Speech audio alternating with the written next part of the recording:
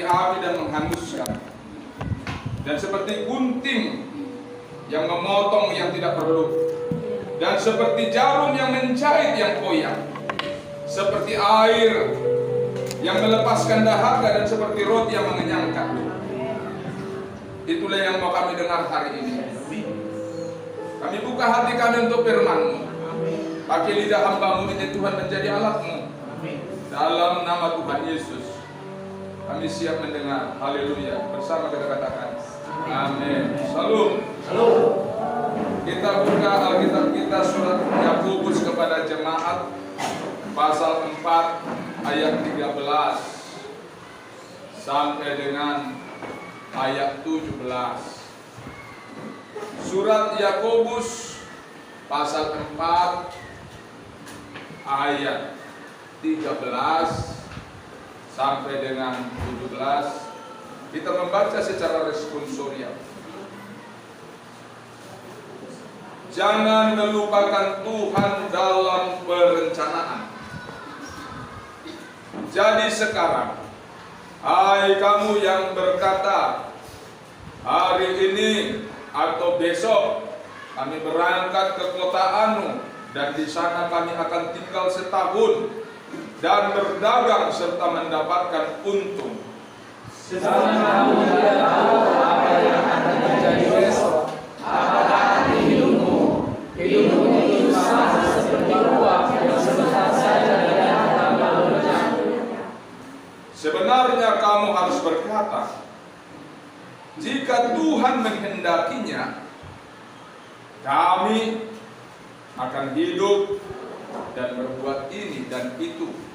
Tetapi sekarang kamu akan mendengarkan ini dan semua perkataan ini adalah salah. Jadi jika seorang tahu bagaimana ia harus berbuat baik, tetapi ia tidak melakukannya, ia berdosa. Berbahagialah orang yang mendengar sabda Tuhan dan tekun melaksanakannya. Bapa di sorga, terima kasih. Kami sudah mendengarkan kebenaran firman-Mu. Saat ini firman-Mu Tuhan, kami rindu Tuhan, bukan hanya merenungkan, tapi kami laksanakan dalam nama Yesus. Amin. Saya mau bacakan satu kata-kata mutiara. Manusia lebih senang hancur dengan sanjungan. Artinya manusia lebih senang hancur karena disanjung daripada selamat melalui kritikan. Firman itu kritikan. Tapi karena kita tiap hari dengar firman, baca firman, seolah-olah ini hanya buku cerita, seolah-olah ini hanya kumpulan novel.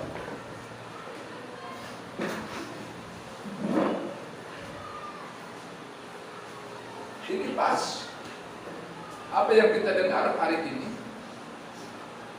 Jangan diteguhkan kesaksian oleh Bapak Tajulu, Anak Tajulu, yang diikuti dari Mazmur 114 ayat 1.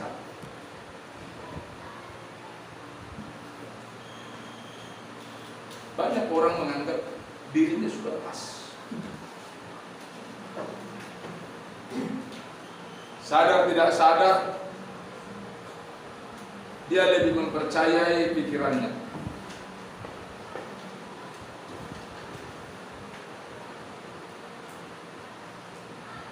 Bahkan kalau dia tahu firman Tuhan, dia menginterpretasikannya menurut pikirannya.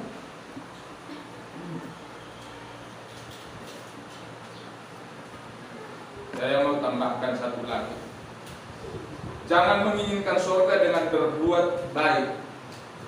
Gak bisa orang berbuat baik ke surga. Tapi mengasihi Yesus, mengasihi Tuhan.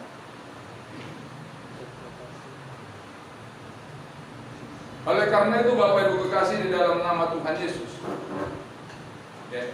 mana? Dalam nama Tuhan Yesus, hari ini kita diingatkan bahwa kita perlu mempersiapkan diri sesuai dengan konsep Allah, menjalankan konsep Allah. Amin. Karena dari awal manusia itu diciptakan sama seperti pikiran Allah, pikiran manusia. Sama cara hidup manusia itu seperti cara hidup Allah. Maka tidak salah kalau Allah mengatakan di dalam Kejadian pasal 1 ayat 26, marilah kita jadikan manusia serupa dan segambar dengan kita. Tole mata topa jolma dos turupata suman tu pangalakot. Yang akibat dosa kita tahu, akhirnya manusia punya pikiran sendiri yang berasal dari buah pohon dengan ketahuan baik dan buruk. Dan masalahnya orang menghidupi yang buruk, lebih suka karena menghidupi yang buruk itu lebih spektakuler hasilnya. Oleh karenanya firman ini mengingatkan kita, kalau Tuhan menghendaki kami akan kerjakan ini dan itu. Sekarang pertanyaannya, apakah yang kita kerjakan hari ini yang dikehendaki Tuhan? Atau jangan-jangan keinginan kita? Apa itu yang dikehendaki Tuhan? Menunggu cara Tuhan. Kalau belum dapat, tunggu. Kalau belum mengerti, tunggu Tuhan mengajari. Bukan bertingkah menurut apa yang kita tahu, apa yang kita pelajari. Sesungguhnya kita tidak punya konsep hidup ini kalau mau benar di hadapan Allah. Karena Yesus sendiri pun tak punya konsep. Yesus selalu berkata, apa yang ku dengar dari Bapakku, apa yang kulihat di perbuatan Bapa, itulah yang kukatakan, itulah yang kulakukan. Jangan-jangan kita hanya yang diajari iblis.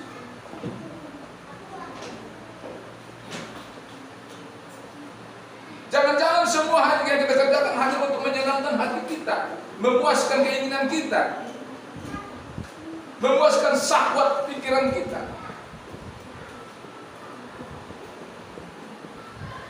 Bukan menyenangkan hati Tuhan.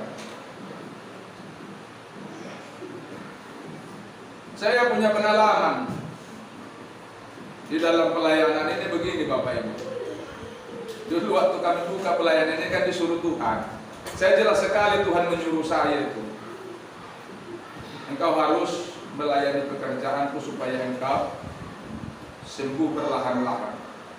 Engkau akan sembuh perlahan-lahan jika engkau melayani pekerjaan. Karena pekerjaan sebagai gembala itu saya tinggalkan sejak tahun 2000. Lalu 2009 di awal tahun saya dengar suara audible, bukan di hati, audible. Sekiranya saya gini kan dapat itu orang itu, kayaknya nggak ada setengah meter jaraknya dari saya yang mengatakan itu audible. Engkau akan sembuh perlahan-lahan jika engkau melayani pekerjaan Tuhan. Saya melayani, bukan tidak melayani, tapi tidak full timer. Saya hanya membantu pelayanan mengakui mabuk. Lalu Bapak Ibu kasih dalam nama Tuhan Yesus saya bergumul. Menggumulkan itu 3 bulan lamanya lebih. Saya berdoa. Lalu tepat di hari Pentakosta bulan Mei 2009 kami bukalah pelayanan ini. Dan sebelum kami buka pelayanan ini Bapak Ibu, ya, sebelum kami mulai besoknya, hari Sabtunya saya pinjam kursi. Ini kursi yang biru ini. Saya pinjam 20 buah dari STM supaya bisa dipakai untuk ibadah. Waktu saya ngambil kursi ini, karena ibu gembala ini waktu itu masih jualan.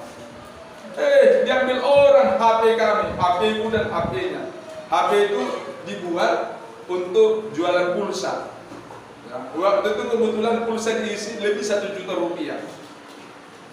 Diambil orang. Belum dimulai aja pelayanan ini sudah terjadi masalah.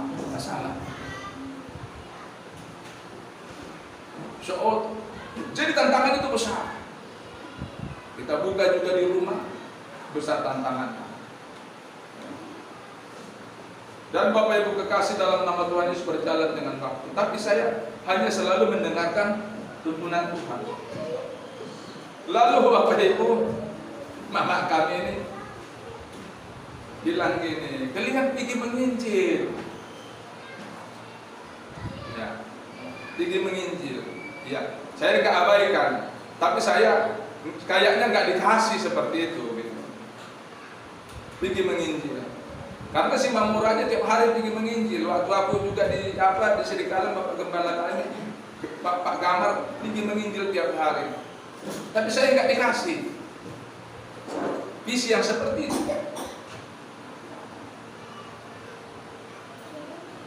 Dan saya menunggu boleh datang. Memang ada ayat, pergilah ke seluruh dunia, bumi, ajarlah semua bangsa menjadi murid. Saya menunggu Tuhan satu-satu mengantar, Tuhan satu-satu mengantar. Tapi saya tahu bahwa yang diantar Tuhan ini dipersiapkan untuk hal-hal yang spektakuler, untuk dipakai Tuhan. Jadi saya memuridkan yang datang,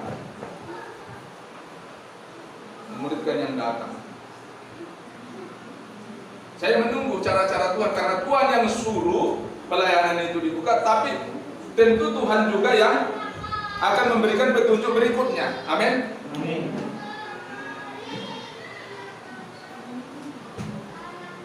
Kalau dalam pandangan orang, saya ini salah, karena saya tidak bergerak.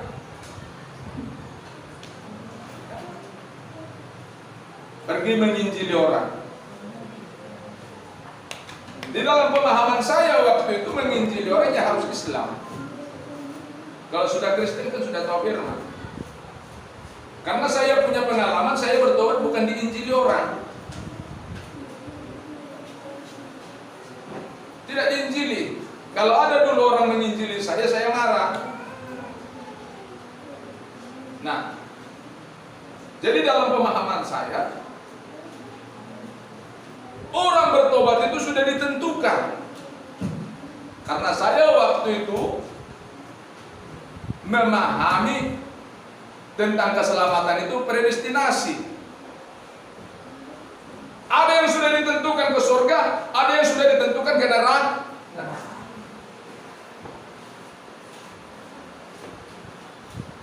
Oleh karena itu Bapak Ibu kekasih dalam nama Tuhan Yesus, saya sabar menunggu. Sambil Tuhan melatih saya banyak hal, Tuhan latih saya. Tuhan latih, betul-betul Tuhan latih saya. Dan saya dibuat Tuhan tertidur di tempat tidur selama 1,5 tahun. Waktu itu bulan 1-nya 2012 kami beli kasur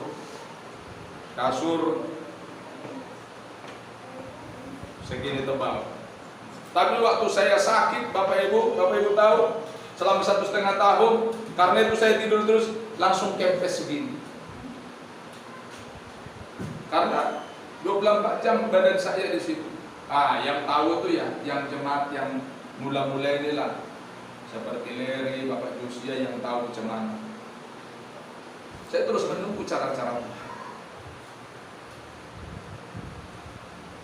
Dan nggak bisa kita berpikir menurut pikiran kita, menurut cara-cara kita.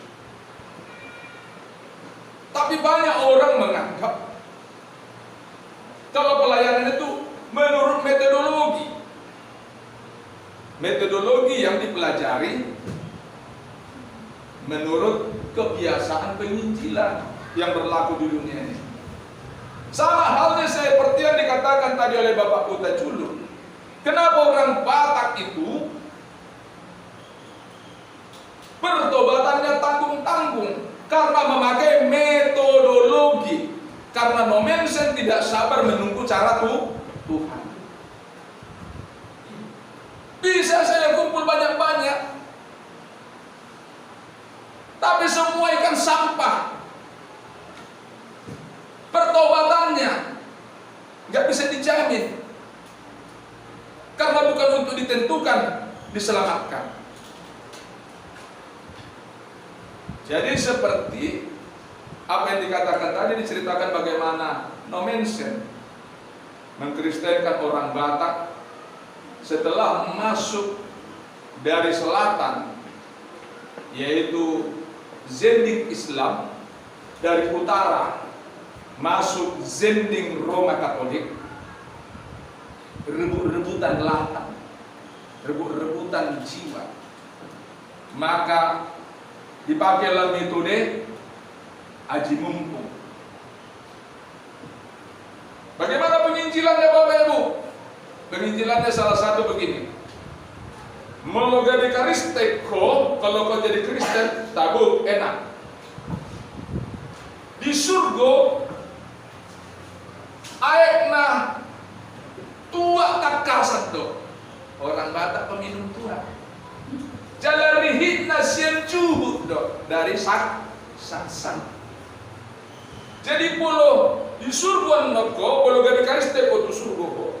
Ripe manahu aiki, tinggal cedok minum, tinggal ambil pasirnya makan. Siapa yang tidak tertarik kalau digambarkan surga itu seperti itu? Maka rame-rame memberikan dirinya jadi Kristus tanpa pertobatan. Itu dia. Itu metode. Oleh karena itu Bapak Ibu kasih dalam nama Tuhan Yesus Kristus. Orang yang memakai metode kadang-kadang menganggap apa yang dikerjakannya sudah pas menurut metodologi.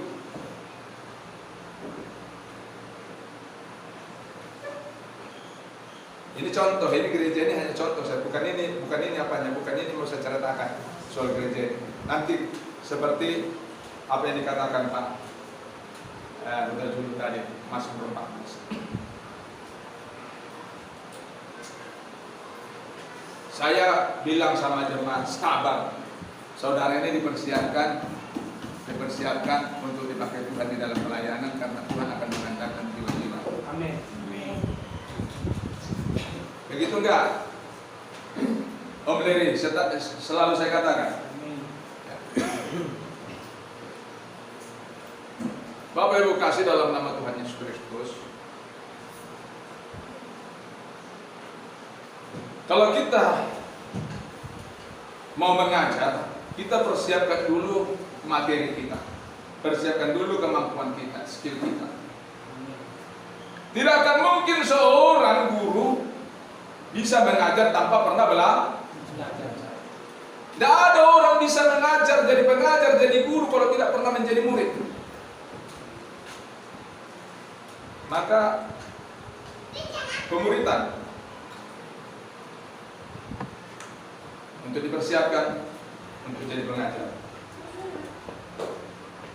Lalu Bapak Ibu kekasih dalam nama Tuhan Yesus Kristus, tiba waktunya Tuhan memberi situasi, kondisi yang luar biasa di negara ini, di bangsa ini, yang membuat orang mulai bertanya-tanya dan tanda tanya besar. Disitulah Tuhan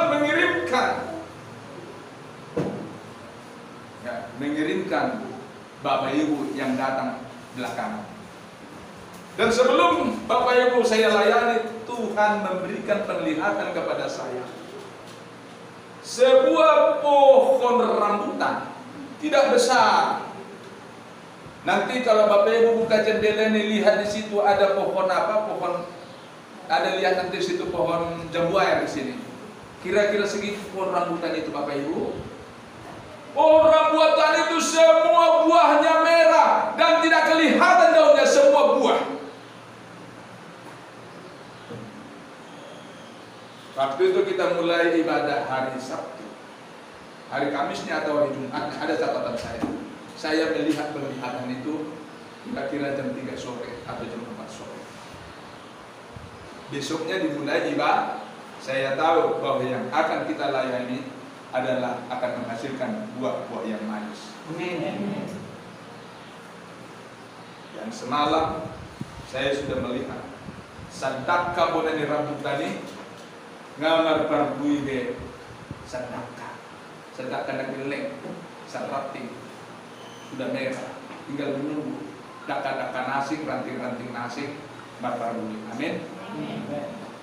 Itulah kalau menunggu cara-cara Tuhan. Kita harus menunggu cara Tuhan. Kita harus mengikuti cara Tuhan. Gak boleh cara kita. Itulah yang dikatakan oleh ayat ini. Kami akan pergi ke kota anu, kami akan berdagang 1 tahun, 2 tahun, kami akan lakukan ini dan itu. Silakan, baik-baik sih. Tapi engkau tidak akan dalam perhitungan Tuhan. Saya, maaf kata, jalan pikiran saya sangat berbeda. Dengan istri saya pun berbeda cara berpikir saya. Saya selalu menunggu cara Tuhan. Kenapa? Karena saya sudah mulai cara-cara itu sejak saya bertobat. Anakku ini lahir, aku tidak punya duit. Tunggu cara Tuhan. Tuhan yang menyediakan. Dia sakit 3 hari 3 malam, dia mencret darah terus keluar. Gak ku cari dokter, gak ku cari orang untuk pinjam duit. Ku tunggu Tuhan disembuhkan. Begitulah hidup. Sabar dengan cara-cara Tuhan. Sekembar ku lahir, gak ku cari duit untuk membayar persalinannya. Tanpa kuduga ada 2 orang jemaat memberi. Ada yang memberi 400, ada yang memberi 350. Pak, ini belum lahiran. Pak, nanti ibu melahiran ini ya. Dalam hatiku, terima kasih. Uang lahiran 300.000 waktu itu. Ada 400 puji Tuhan. Lalu ada lagi yang menyalamkan. Pak, ini nanti kalau ibu ya, sanggup roh aku. Nggak cukup kon, nau 400 on bahasa dong musik. Biar kok 750. Kenapa 750? Karena aku selalu Tuhan memberikan ya sesuai dengan kebutuhan yang kupikirkan. Bapak Ibu, tek main. Pergi ke rumah sakit, pecah ketuban, pergi ke rumah sakit. Jam 9 pas, susternya bilang, Pak, anaknya dah lahir Pak, laki-laki. Tapi menunggu 1 lagi kembar. Pantaslah dikasih 750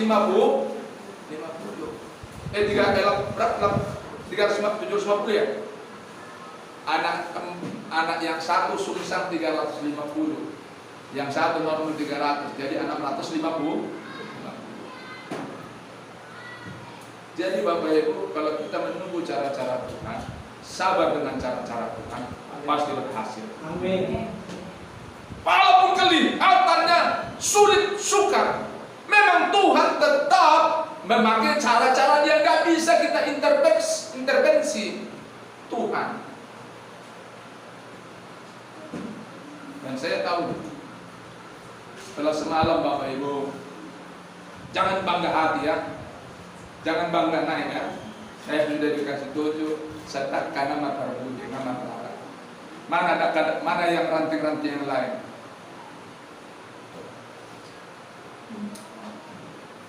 Tuhan mau kita semua ini terangkat. Oleh karena itu Bapak Ibu kekasih dalam nama Tuhan Yesus, mari kita terus nyantol sama Tuhan, supaya kita tidak menghidupi kefasikan. Gak ada Allah itu. Di luar sana ajaran itu menggebu-gebu. Ada itu filsafat Kant, ada filsafat Sartre, ada filsafat Descartes, ada filsafat Nietzsche, ada filsafat Plato, ada filsafat Aristoteles. Kalau sampai itu orang cinta dan menghidupin itu, tapi untuk kebenaran firman hanya dipakai untuk beragama. Tetapi sehari-hari yang dijalani adalah filsafat dunia.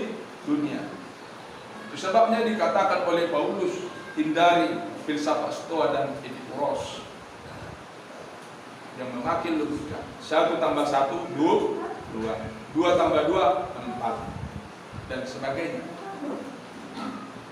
Dan filsafat itu mengajarkan orang hidup itu ya terus eksistensialisme. Terus berproses, nggak tahu entah menjadi apa. Nggak punya tujuan hidup. Yang penting hidupi, selagi enakin terus, selagi bisa cari kesenangan. Kesenangan itu dicari sendiri. Alkitab tidak seperti itu. Kesenangan bukan karena dicari, tapi Tuhan yang mengerjakannya. Firman Allah yang menjadi penghidupan baik. Itu sebab dikatakan, sekalipun aku berjalan dalam lembah kekelaman, aku tidak takut bahaya, karena firman-Mu itu yang menghibur aku. Gada dan tongkat-Mu itu adalah firman yang hidup. Ia menuntun aku ke air yang tenang dan memberikan aku rumput yang hijau. Itu rencana Allah, jangan keluar dari rencana Allah. Kalau keluar dari rencana Allah itu namanya kefasikan.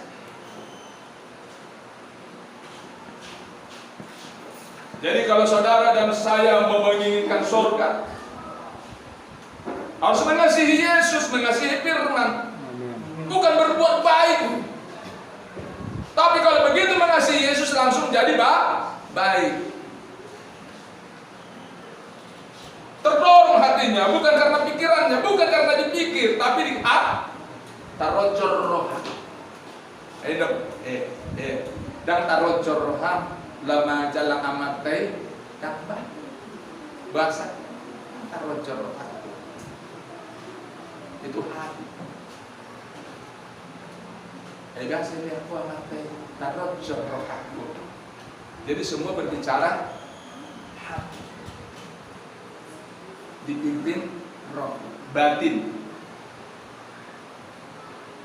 Oleh karenanya Bapak Ibu kekasih dalam nama Tuhan Yesus Kristus, situasi kondisi yang terjadi hari-hari ini itu semua planning Allah, rencana Allah. Terjadi pandemi ini sebenarnya Allah memberikan saudara itu kesempatan untuk memperbaiki diri. Bukan untuk khawatir. Karena perjalanan kita ini seperti perjalanan perahu. Dari pelabuhan A ke pelabuhan Z. Itulah perjalanan. Dan kebetulan situasi dan kondisi hidup kita ini sama seperti perahu. Yang mungkin perahunya ada yang bolong, ada yang pecah. Harus diperbaiki dulu. Berhenti untuk memperbaiki. Karena hajat kalau perahu bocor, dalam perjalanan datang gelombang bau. Jadi kita ini sedang memperbaiki diri. Bukan pikirkan A, pikirkan ini, rencana A, rencana B, rencana C. Bukan. Sebab Tuhan sudah mau datang. Hari Senin yang lalu kami mengambil puasa. Saya melihat, waktu saya masih di tempat tidur, sudah terbangun di tempat tidur, saya melihat seseorang membuka pintu, setengah buka, dan saya melihat driver ojek berdiri di muka pintu dan membuka pintu. Isi do naraku, huripu do nyata. Isi do naraku. Kupikir nyata, lah ima balik satu. Ternyata penglihatan. Lalu aku tidak mengerti apa-apa. Aku diam. Terus kami adik puasa, bilang kita puasa. Tapi aku bertanya-tanya. Dan dia ojol itu, driver itu langsung buka pintu. Setengah terbuka dan dia berdiri di depan pintu. Tapi aku tidak ada. Lalu hari Kamisnya Tuhan menyingkapkannya kepada saya tengah 10. Ternyata ojol itu, driver itu sama seperti Yesus yang sudah siap membawa saya kemanapun. Dia sudah siap datang untuk membawa saudara ke surga. Amin. Sudah siap ke saudara? Sudah kau perahu saudara sudah perbaiki? Selama 2 tahun pandemi ini, apakah saudara mempersiapkan diri untuk pengangkatan atau mempersiapkan diri untuk hal yang lain, planning A, B, C, D? Sebentar lagi Tuhan datang, engkau akan menyesal kalau kau tinggal. Taruh lagi dia. Tidak akan ada lagi siaran ulang.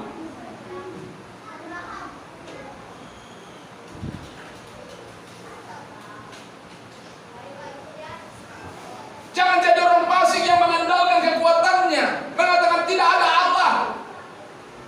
Nampak beribadah tiap hari, mertangiang. Waktu itu saya terus terang tidak mengerti. Ternyata setelah tengah 10 saya merenung, Tuhan menyingkapkan bahwa supir ojol itu yang datang, driver ojol itu sama seperti Yesus yang sudah siap menjemput, membawa penumpangnya, membawa pasisirna berangkat. Saya sampaikan ini, camkan, siapkan hati, Amin. siapkan hidupmu, perbaiki. Kalau perahumu bolong, tambal, pecah, perbaiki. 2 tahun ini sebenarnya adalah persiapan Bapak Ibu. Kalau orang bingung, dia akan gagal. Tapi kalau orang berawas-awas berjaga-jaga. Oleh karena itu, kita ini harus terbiasa menunggu cara-cara Tuhan. Amin.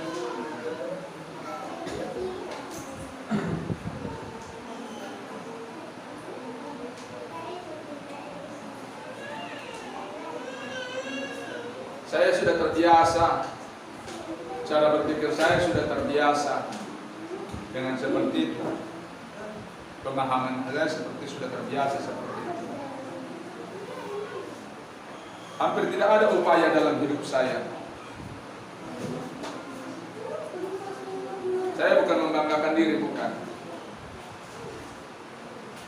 Saya nggak mau berupaya dengan cara-cara sendiri.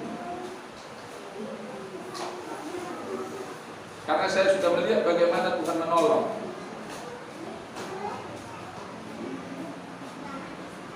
Jadi Bapak Ibu jangan takut.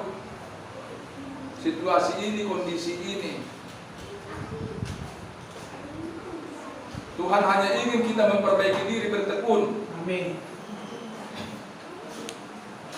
Bertekun kita. Kalau saudara mau berhasil di dalam Tuhan, mari bertekun. Jangan sampai Allah mengatakan busuk dan cicik perbuatan mereka. Tidak ada yang berbuat baik.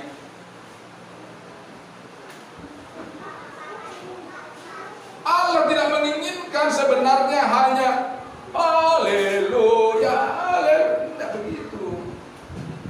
Itu baik, itu bagian dari ibadah. Tapi pertama-tama yang berubah adalah mindset. Saya mau kasih lagi ilustrasi yang sudah biasa saya katakan. Kalau saya datang ke rumah Bapak Huta Julu ini, tidak bisa saya bawa cara-cara saya di rumah saya. Dan saya harus mengikuti cara-cara mereka.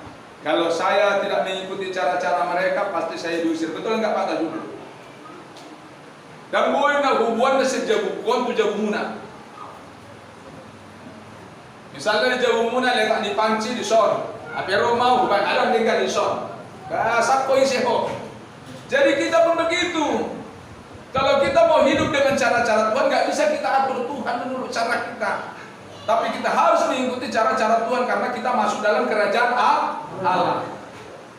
Ada peraturan di sana yang harus diturutin. Bukan karena kuat kuasa kita, bukan karena kehebatan kita.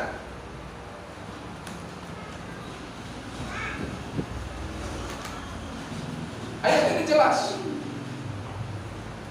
Kami punya rencana begini-begini. Seharusnya engkau berkata kalau Tuhan, oleh karena itu supaya tahu bagaimana Tuhan menghendaki, tanya Tuhan.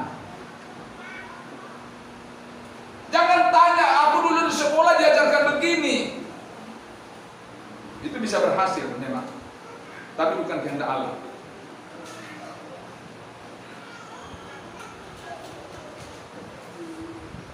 Itu bisa berhasil, tapi bukan kehendak Allah. Itulah yang menjadi renungan bagi kita. Karena saudara, saya tahu saudara dipanggil ini oleh Allah dengan maksud rencana Allah yang betul-betul rencana Allah yang sempurna. Amin. Oleh karena itu saudara, walaupun saudara contoh, misalnya adalah emas, kalau saudara tidak dibentuk, emas itu tidak berharga. Betul enggak? Iya. Emas itu indah ketika dia dibentuk. Ada emas, sabokor-bokor, tapi belum dimasak, belum dibakar, belum diolah. Cantik enggak emasnya? Tidak. Tidak. Tapi setelah dia diolah, dibakar, dimurnikan, dibentuk, dibikin jadi kalung, dibikin jadi mahkota, dibikin jadi cincin, dibikin jadi gelang, dibikin jadi giwang, cantik enggak? Cantik. Di situ dia berharga. Jadi walaupun saudara benihnya emas, tapi kalau saudara tidak mau dibentuk oleh firman Allah, saudara tidak berguna. Saya pun begitu. Jadi bukan karena berbuat baik, tapi menghasilkan Buah. Karena nggak cukup kebaikan, dari 9 buah roh itu hanya satu itu kebaikan. Salah satu dari buah roh itu kebaikan. Tapi kan ada sukacita, baik tapi nggak pernah sukacita. Baik, ya, tapi nggak ramah. Baik tapi nggak kontrol diri. Kan ada 9. Berjudul mana lihat? Ali babana kira sudah.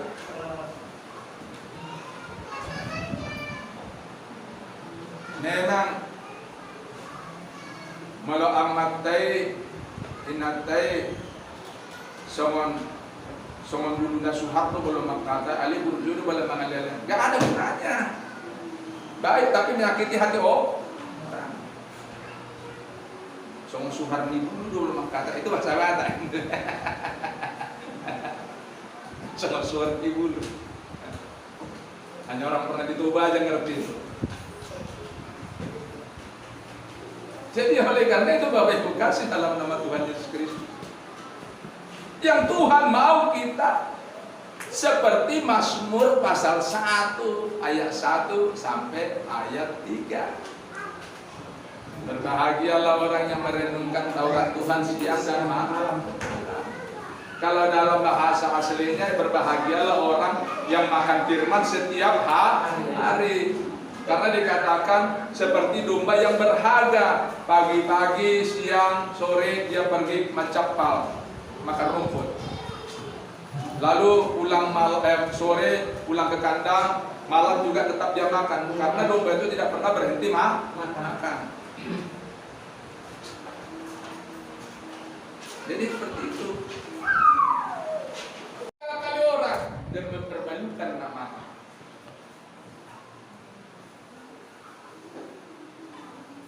Tenang aja. Dengan bertobat diam engkau diselamatkan, dengan tenang percaya terletak kekuatan. Firman itu nggak bohong loh. Kalau mau menghidupi ya iya. Nah, di sini memang ajarannya gila Yesus. Sedikit-sedikit firman. Saya dipancing sama kawan-kawan supaya berbicara tentang agama lewat pemahaman agnostik, heretik dan sebagainya. Saya bilang, jangan pancing-pancing saya berbicara tentang agama, pengurusan agama berdasarkan filsafat apapun. Saya tidak mau berbicara agama di luar teks kitab suci. Jadi kita harus teks. Dan kegagalan banyak hamba-hamba Tuhan mengajarkan firman Allah itu hanya belajar teologi sebatas teks. Padahal Allah berbicara di luar teks. Karena Roh Kudus dikirim, Roh Kudus diutus, bahwa Allah tetap bekerja lewat Roh Kudus. Sampai hari ini Allah berbicara. Tidak putus hanya di teks, tapi Allah terus eksis sampai Tuhan datang. Amin. Dan sampai selama-lamanya. Oleh karena itu mari kita peka. Peka. Amin.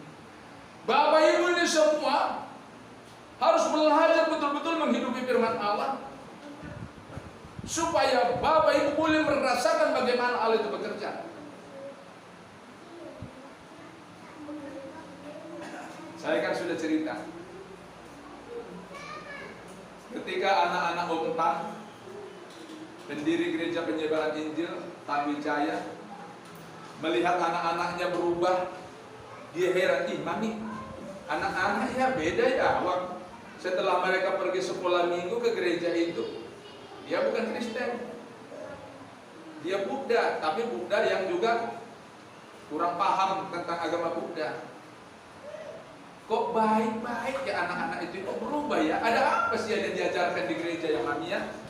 Yuk minggu depan kita video Mami ke gereja ya, kita lihat yuk apa sih yang diajarkan.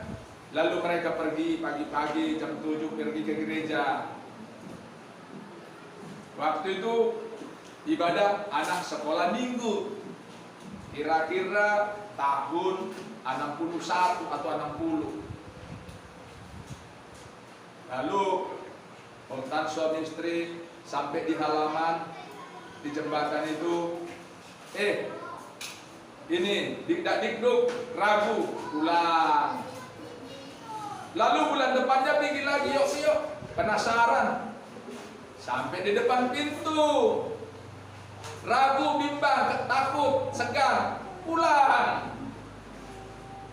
Tapi memang dasar orang yang ngotot ingin tahu, bulan depannya pergi lagi, tidak berhenti sampai di situ, mencoba lagi. Ketika mereka masih berdiri pintu mau pulang, kalau saudara tak percaya, saudara akan jadi orang asik mengatakan tidak ada Allah.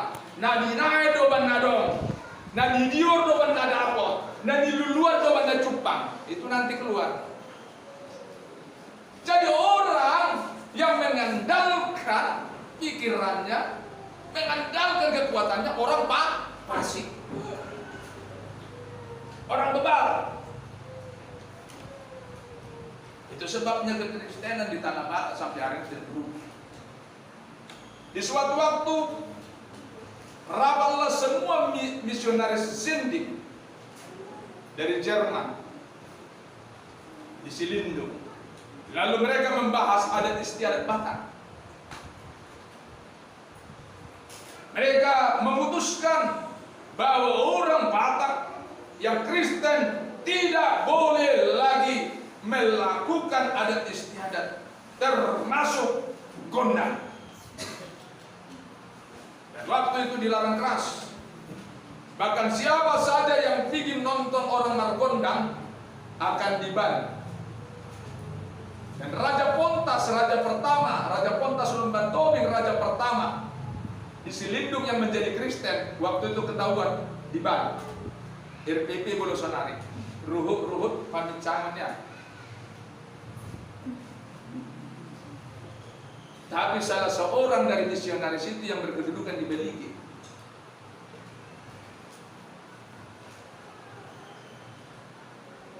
misionaris apa namanya itu, yang di Belgia, dan ada itu jalannya di Belgia.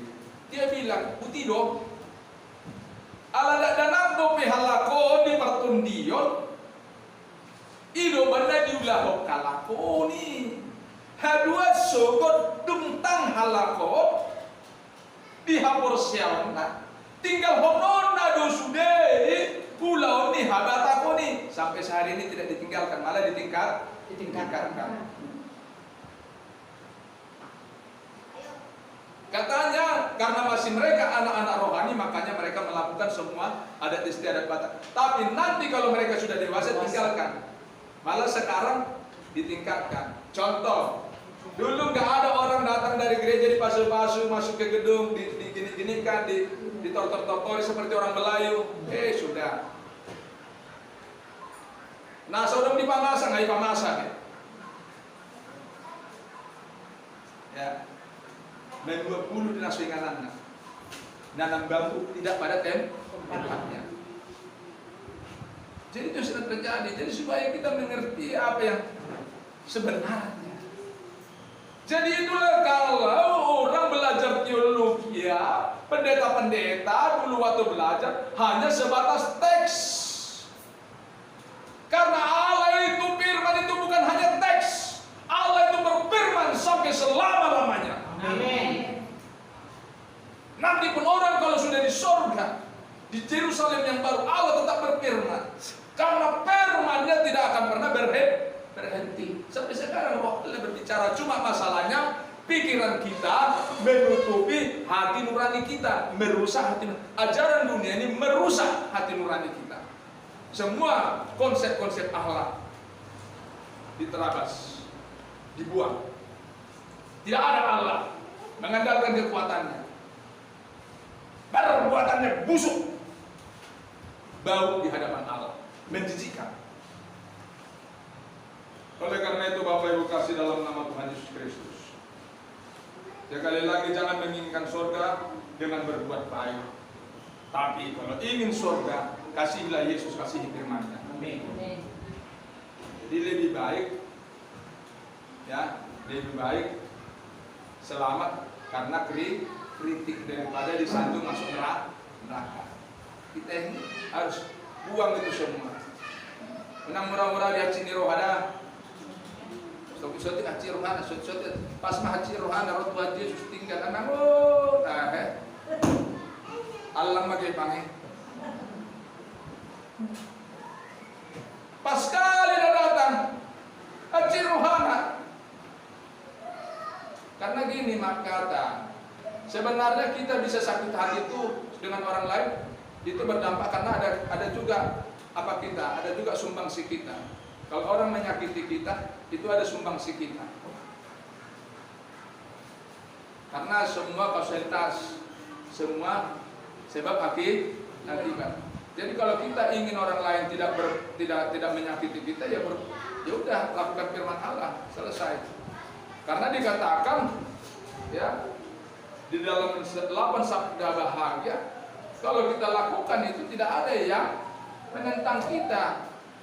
Kalau kita suci nggak ada yang menentang kita, kalau kita baik nggak ada, kalau kita murah hati nggak ada yang menentang kita, kalau kita sabar tidak ada yang menentang kita. Itulah yang bisa saya sampaikan kepada kita pada siang hari ini.